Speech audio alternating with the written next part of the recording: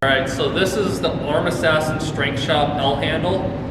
This is one of the tools that's my bread and butter for pronation. Paul Linn has the same handle. He uses it for almost a posy motion. I'll show you how I train it. So I always grip up at a higher level up here. What I'll do is I'll come in at it in a straight hand motion, cup around, and I'll actually apply thumb pressure down.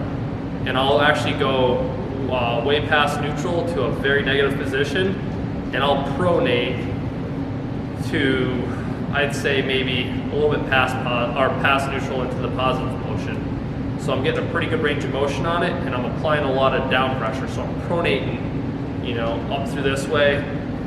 And I mean, you could do this a couple different ways, but I just try to focus on this tool with pronation.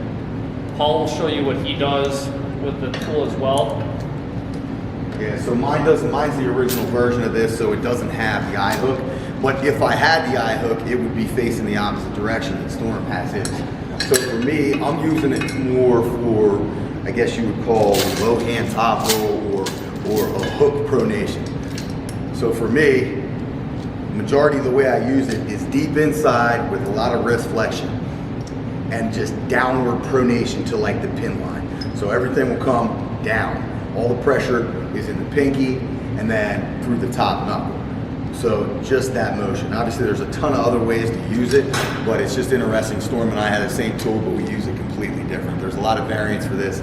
You can sync with it. You can flip it around. You can rise in direction this way, whatever you want. But great tool, vastly underused, and it's pretty cheap out there at Arm Assassin Strength Shop.